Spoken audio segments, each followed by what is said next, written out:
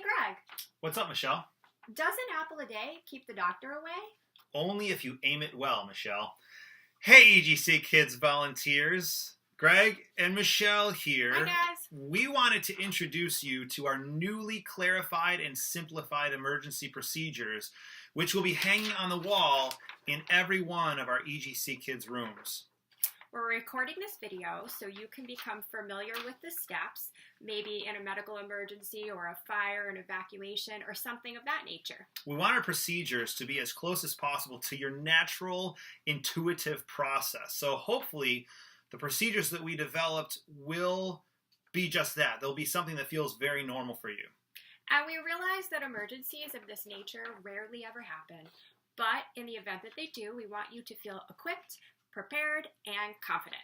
Yes, so we're going to walk through these step by step and show you exactly what we wrote down so you can be more aware of what we're talking about. So we're going to start with this sheet. If you don't have these yet, you can pause the video. They are attached to the message this video came in. So you can either print them out and have them in front of you, or you can, if you want to move the video to one side and have the document open on the other side of your screen, that would work too. But the first one we're looking at says life-threatening medical emergencies. Some examples of this that we could possibly face at some point in EGC Kids. We want you to be prepared for this. Choking, anaphylaxis, seizures, a severe head injury, breathing or heart issues, any of those sorts of things, you would follow these simple steps. So it says at the top, in any emergency, as a team, follow these steps. We want everybody in that room, every leader in that room, to function as a team. So the most appropriate person to take each step should take that step. Okay, so number one, stay with the injured or sick child. You never want to leave that particular child alone in that moment. Number two, as this is a medical emergency, someone will dial 911 and get that help coming as soon as possible. Number three, notify the safety person. So no matter where they're at, if they're right outside the door, if they're around the corner, make sure they know what's going on.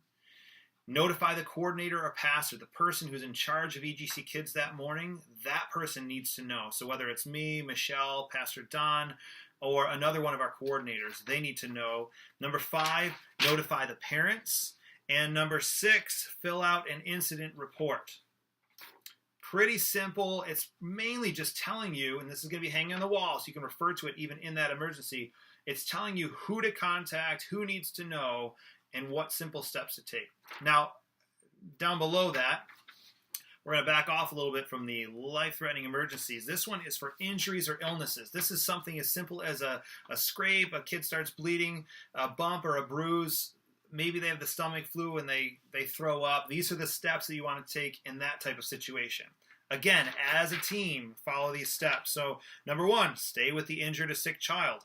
Number two, perform appropriate first aid. So whether that's putting on a pair of gloves and then putting on a Band-Aid, or just ice pack if somebody has a head injury or a wrist injury, perform appropriate first aid.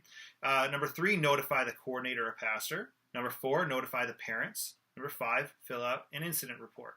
Again, hanging on the wall so you have quick reference. What do I do in the situation? It's right there for you. Yeah, it's really good, Greg. Hey, thanks, Michelle. Yeah, and I think working as a team is really important. Some people might be more comfortable doing the 911 thing. Someone might be more comfortable getting the parents and working with the parents. And so we trust that you guys can do it because you're awesome like that. That's right. Teamwork. Yay. Yay, go Kids. Okay, so the document I have right here is in case of a fire or evacuation. So if that fire alarm should go off or we need to evacuate the building for some other reason, you would be notified of that. The first thing you're going to want to do is line the children up. You're going to put a volunteer at the front of the line and a volunteer in the back of the line. You're going to notice two little asterisks. The nursery kids, some of them can't walk, right? So for those kids that can't walk or are just walking and kind of stumbling over their feet, you're going to want to put them into a pack and play on wheels and wheel them out safely. If you don't have one of those available, you're going to want to hold them and carry them, all the while leading the littles out. You will find a rope located in your first aid kit. And you want to have those kids hold on to that rope so that the evacuation is orderly and neat, and they can be led easily by you. Number 2, you are going to get an initial head count, and you're going to write it on the check-in sheet. Then you're going to bring that check-in sheet with you. This is to ensure we're not going to lose any little people along the way. Pretty important. Something also mentioned on that is to bring this sheet with you as well. So you're going to grab this right off the wall of the room and carry it with you so you're sure you know the different steps you have to take after this point. Yeah, that's really good. Then you don't have to just think it through your head. You actually have steps you can go with. Okay, so you are going to bring the sheet with you. You're going to write down your initial head count, and you are going to evacuate the building using the nearest exit. Once outside, number 4, you're going to find a safe place to stand away from the building.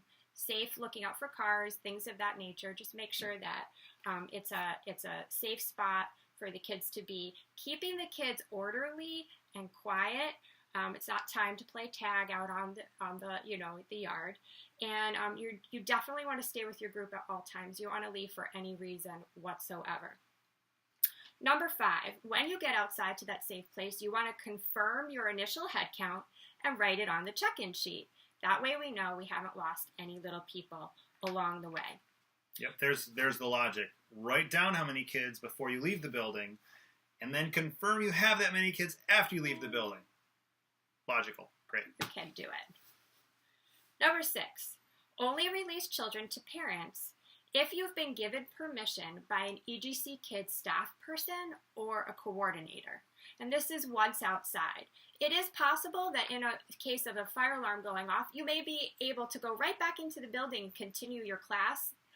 So you're going to want to wait for some instructions, either going back in the building, or if a parental release is going on outside, you'll wait for that instruction, and then you will go through the check-in process where you check the child's name tag code with the parent code and release them in that manner. If a parent comes and says, I want to take my child, you can tell them that your instructions are and show it right on the sheet. The parent can walk with you, but the parent can't take the child until that emergency is over, and we have instruction from our EGC Kids leaders. Yeah, just like you as a parent might have a kid in another room and want to be with your kid in emergency, parents are going to be inclined toward that. So we'll just have to work together, again, as a team, parents and volunteers. And number 7, the last thing, I actually covered this, was releasing children to their parents. You need to match the code. So a lead teacher can do that, or the safety person could come outside and also help in that process. Yeah. So hopefully this short video helps to give you some idea of some steps that we can take in emergency situations, in situations with kids who have injuries. Any questions you have, you can always talk to Pastor Don or Michelle or myself. But hopefully these hanging in the walls will give you a little bit more security as you're leading these kids, knowing I know what to do in the event of any type of emergency. So God bless. Thank you so much for all that you do. Thank you for loving our kids and helping our families to grow in their love with Jesus. We'll see you soon. See you soon.